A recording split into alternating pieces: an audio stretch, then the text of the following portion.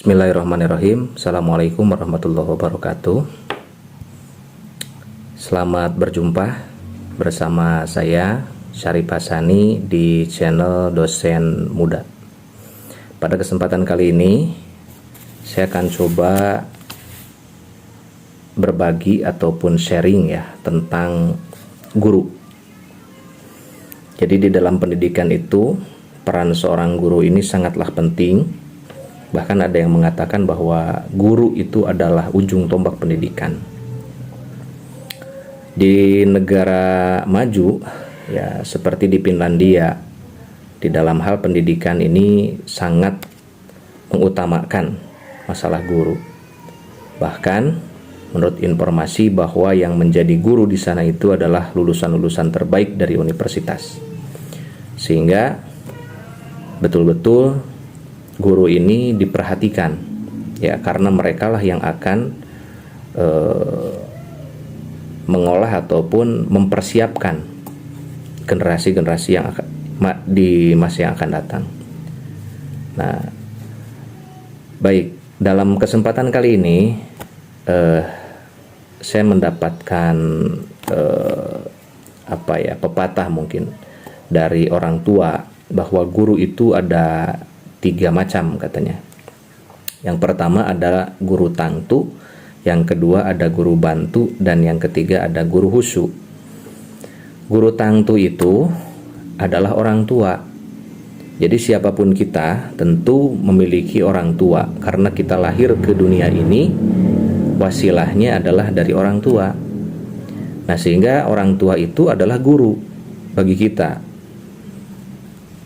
karena mereka lah yang mendidik kita dari mulai sejak dalam kandungan sampai akhirnya kita dewasa seperti saat ini. Peran orang tua di sana mendidik kita ya, dari mulai di dalam kandungan, mendoakan, kemudian ketika lahir itu ada proses di mana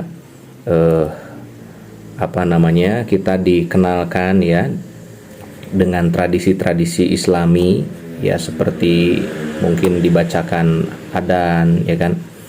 Nah, itu kemudian ada akikah dan sebagainya ya, syukuran gitu kan.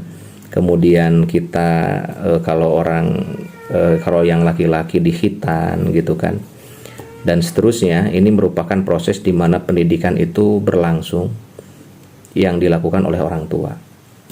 Mendidik kita bagaimana kita hidup mandiri ya, dari mulai makan, minum, kemudian tidur, beraktivitas keseharian kita itu tidak terlepas dari peran orang tua, sehingga kita memiliki kebiasaan baik, kemudian kita bisa tumbuh dan berkembang secara dewasa seperti saat ini. Ini adalah guru tangtu, yaitu orang tua. Kemudian yang kedua adalah guru bantu. Guru bantu itu adalah mereka yang membantu tugas orang tua sesungguhnya, yaitu guru yang ada di sekolah, yang ada di madrasah, yang ada di pesantren. Itu adalah guru bantu yang membantu tugas orang tua mendidik kita. Sesungguhnya mereka juga guru husu, guru tangtu untuk anak-anaknya, tetapi karena mereka ditugasi ataupun mendapat tugas untuk mendidik santrinya, untuk mendidik siswanya, sehingga mereka itu adalah guru bantu. Nah, kita belajar dari guru bantu ini banyak ilmu dan pengetahuan, pengalaman dan sebagainya.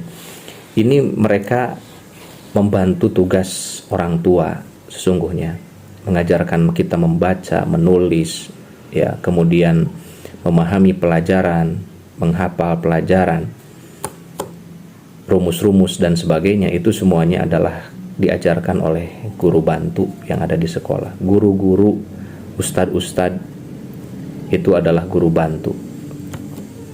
Kemudian yang ketiga adalah guru husu. Nah, posisi guru husu ini merupakan guru yang bukan hanya menyentuh secara aspek lahiriah, tetapi juga batiniah atau ruhaniyah. Guru yang membimbing kita dalam hal ruhani.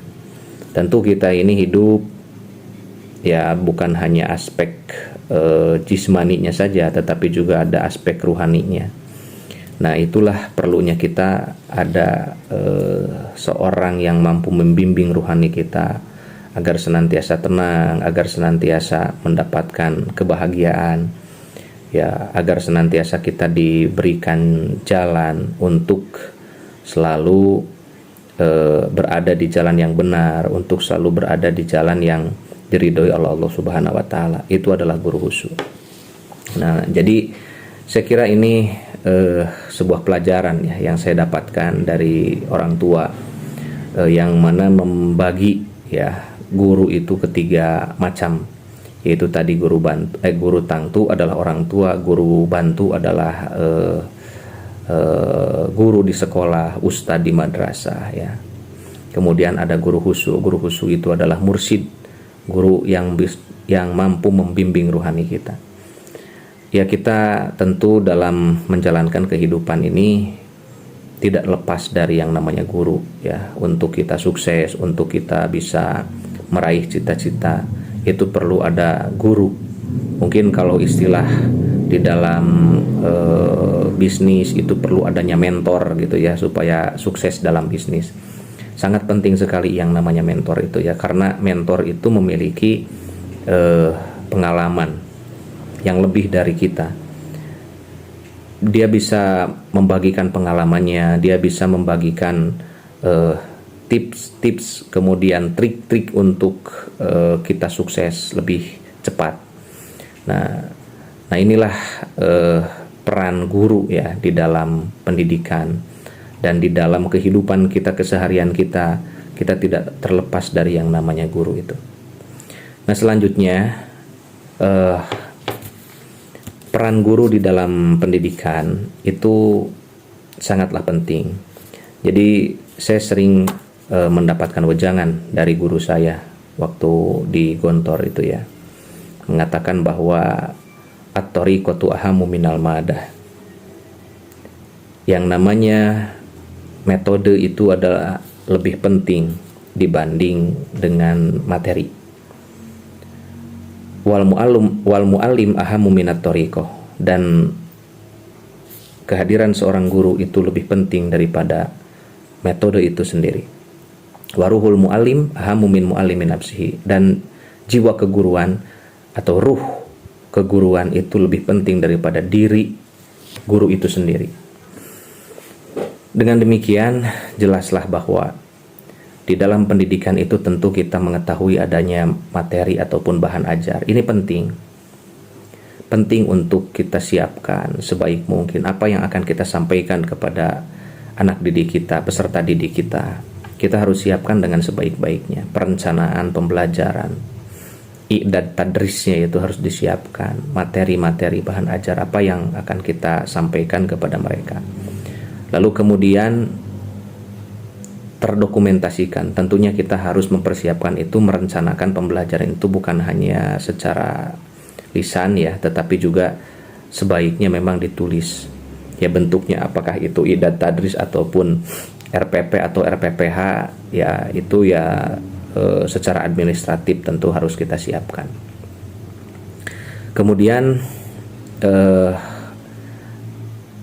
selain dari materi, tentu kita harus mempersiapkan metode. Metode apa yang tepat untuk menyampaikan materi tersebut. Dan metode ini juga penting karena sebaik apapun materi yang akan kita sampaikan kepada murid ataupun siswa ataupun peserta didik, kalau metodenya tidak tepat, itu akan sulit dimengerti, akan sulit diserap oleh peserta didik kita. Sehingga kita harus tepat memilih metode apa yang bisa yang tepat untuk menyampaikan sebuah materi yang akan kita transfer kepada peserta didik kita. Metode itu banyak sekali ya. Metode dalam pembelajaran itu ada metode ceramah, ada metode demonstrasi, ada metode bermain ya, dan lain sebagainya, banyak sekali. Kita harus memilih mana yang lebih tepat untuk menyampaikan bahan ajar ataupun materi yang akan kita sampaikan pada pertemuan tersebut. Kemudian sebaik apapun metode itu ya, tetap kehadiran seorang guru itu yaitu lebih penting dibanding metode itu sendiri. Mungkin kita ingat ya, waktu terjadi pandemi COVID itu kita sangat merasakan kesulitan bagaimana bertatap muka, sehingga ada Zoom meeting ya, ataupun Gmeet seperti itu ya, online dan sebagainya. Media-media online itu dijadikan sarana untuk pembelajaran. Dan dengan kemajuan teknologi dan perkembangan zaman saat ini, saya kira banyak sekali ya metode yang bisa kita gunakan untuk pembelajaran itu. Ketika kita membuka YouTube misalkan, itu kan banyak sekali pembelajaran, bahan-bahan ajar, yaitu salah satu cara untuk menyampaikan materi. Boleh saja kita menggunakan berbagai media ya pembelajaran untuk menyampaikan sebuah materi ya. Tetapi tetap yang namanya kehadiran seorang guru itu penting, karena guru ini yang bertanggung jawab atas sanad keilmuan. Jadi materi yang kita pelajari itu harus jelas dari siapa, dari mana ya, sehingga guru itulah yang menjadi wasilah tersambungnya sanad keilmuan itu. Jangan sampai kita belajar ilmu ya tanpa ada guru. Tentu ini yang akan menjadi permasalahan ya di masa yang akan datang, karena tidak ada yang bertanggung jawab. Siapa yang mempertanggungjawabkannya kalau tidak ada guru ya? Nah, inilah pentingnya seorang guru. Ketika misalkan kita menghadapi kesulitan, guru hadir untuk memberikan jawaban, untuk memberikan solusi ya. Itulah pentingnya kehadiran seorang guru. Jadi tentu konsep CBSA itu atau cara belajar siswa aktif bukan artian guru itu membiarkan siswa begitu saja, tentu tidak ya. Tetapi guru mendesain bagaimana supaya para siswa itu ya aktif mengembangkan potensi dirinya masing-masing gitu. Jadi tetap kehadiran seorang guru itu harus ada ya. Dia harus hadir di kelas, dia harus membimbing gitu ya, mengarahkan, yaitu tentu tugas dari seorang guru. Ya, kemudian waruhul mu'alim ahamu min mu'alimin nafsihi, dan jiwa keguruan itulah lebih penting daripada diri guru itu sendiri. Jadi keberadaan guru itu ya ada hal yang lebih penting daripada diri guru itu sendiri. Apa? Ruhnya, ruh keguruan itu, jiwa keguruan. Inilah yang harus ditanamkan bagi seorang guru ya. Jadi bagaimana kita menjadi seorang guru itu yang memiliki ruh keguruan. Karena banyak guru yang mungkin masih berorientasi kepada penghasilan atau berorientasi kepada pembayaran gitu ya. Ya, naudzubillah. Jadi ini kita harus tanamkan di dalam diri kita. Ketika kita menjadi seorang guru, maka tanamkan ruhul mu'allim, jiwa keguruan. Bagaimana cirinya? Ya, guru yang memiliki jiwa keguruan itu dia tidak hanya mengajarkan ataupun mendidik para siswanya secara lahiriah, tetapi secara batiniah pun dilakukan. Bukan hanya ketika bertatap muka ya, tetapi juga ketika tidak bertatap muka, itu dia hadir untuk mendoakan ya. Jadi itulah guru yang memiliki jiwa keguruan, mengajar dengan penuh kasih sayang, mengajar dengan penuh perhatian, dengan penuh empati, kepedulian ya, tidak mudah marah, kemudian juga sadar bahwa yang dibimbing ini adalah muridnya yang sedang dalam proses untuk mencari kesempurnaan, untuk menggali potensi. Sehingga seorang guru itu ya harus memiliki kesadaran bahwa dia memiliki tanggung jawab yang besar untuk perkembangan murid-muridnya. Nah, ada salah satu guru yang mendapat predikat guru teladan ya. Nah, kemudian guru ini mendapatkan penghargaan, beberapa kali penghargaan, beberapa tahun dia mendapatkan predikat guru teladan. Lalu kemudian ditanya, ibu apa yang menjadi motivasi ibu ataupun apa cara ibu ya untuk menjadi guru teladan? Lalu kemudian beliau menjawab, sebetulnya saya mengajar seperti biasanya, menggunakan metode yang seperti guru lain gunakan. Kemudian saya masuk kelas, kemudian saya pergi ke sekolah seperti halnya orang lain. Tidak ada yang spesial dari kegiatan saya ketika mengajar. Tetapi ada hal mungkin yang menjadi kelebihan guru ini ya, yaitu ketika dia pulang dari sekolah ke rumahnya, dia selalu membawa absensi. Kemudian absensi ini dibawa ke rumahnya, dan absensi itu dibuka ketika tengah malam setelah selesai melaksanakan sholat tahajud. Nah, selesai melaksanakan sholat tahajud, ibu ini membuka absen. Lalu absensinya dibacakan satu persatu. Si A, ya Allah, si A ini tadi tidak bisa membaca, belum bisa membaca, tolong berikan kemampuan untuk membaca. Si B, ya Allah, si B ini belum bisa menulis, belum bagus menulisnya, tolong beri kemampuan untuk menulis. Seluruh siswanya di absen setelah dia selesai melaksanakan sholat.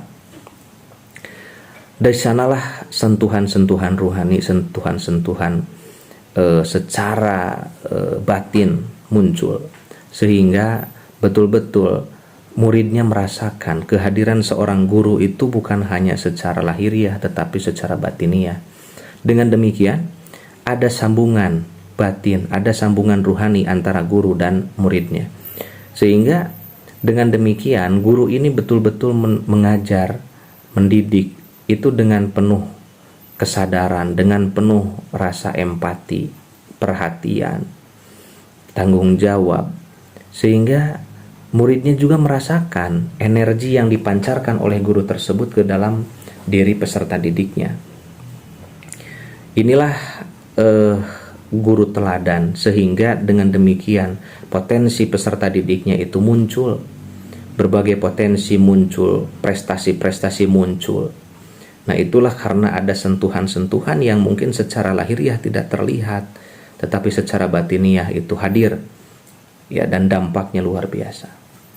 Dan inilah yang harus kita tanamkan sebagai calon-calon guru, ya, sebagai guru-guru yang ada sekarang sedang mengajar.